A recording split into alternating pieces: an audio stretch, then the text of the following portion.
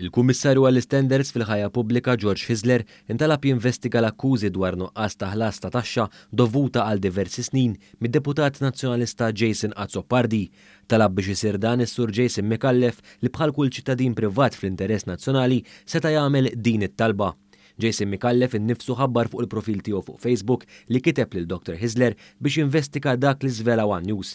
Nhar il-ħamis, One News vela li Jason Azzopardi li tant jitkellem dwar il-governanza tajba huwa membru ieħor tal-Grupp Parlamentari Nazzjonalista li għandu l-vizzu li ma jiddikjarax id-dħul għal fini ta' ħlas ta' taxxa.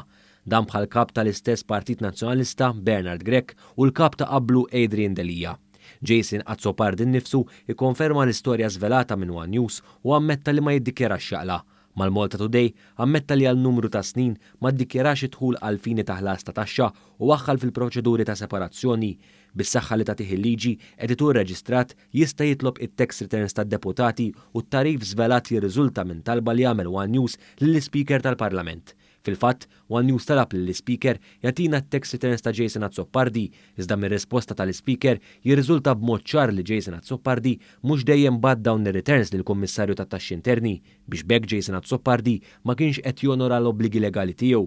Ta' min jinnota li t-talba ta' One News lill-Speaker saret it-tlieta filgħodu u skont il-liġi l-Speaker kien obbligat jinforma lid-deputat li saret it-talba dwaru. Dakinhar tat-talba Jason Azzopardi irreaġixxa billi jagħmel aġġornament parlamentari fejn allega li sar frame up fuq l-eks kummissarju tat-Taxxi Interni u fih ipprova jimplika l-segretarju permanenti ewlieni li mhux biss ċaħad iżda fakkar kif din kienet it-tielet gidba fi ftit żmien li jagħmel fuq Jason Azzopardi.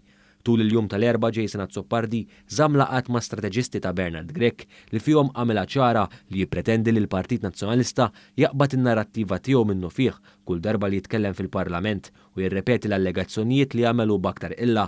Jason Azzopardi fakkar lin-nies ta' Bernard Grech min poġġa lil Grech kap tal-Partit Nazzjonalista. B'reazzjoni għal din l-istorja żvelata, il-Partit Laburista qal li Bernard Grech għandu test ieħor qudiemu fuq Jason Azzopardi. Dan wara li Grech kien meqjus li falla f'test ieħor li kellu dwar Jason Azzopardi meta reċentament sar magħruf li tħallsitlu kamra f'lukanda Lussuża fl-Iżrael mill-grupp ta' suspettat mandant fil-qtil ta' Defni Caruana Galizja Jorgen Fenek. Wara bosta mistoqsijiet fuq din l-istorja, Jason Azzopardi kienu sospenda lilu nnifsu f'dik deskritta minn osservaturi politiċi bħala sospensjoni għalajn in-nies sakemm il-Kummissjoni Etika tal-Partit Nazzjonalista qarblet l-aġir ta' Azzopardi u ħarġet bit-beżbiża żgħira iżda ma ħadet l-ebda azzjoni. Ftit wara dan, Bernard Grech kien reġa' daħħal baxx lil Jason Azzopardi fil-grupp parlamentari.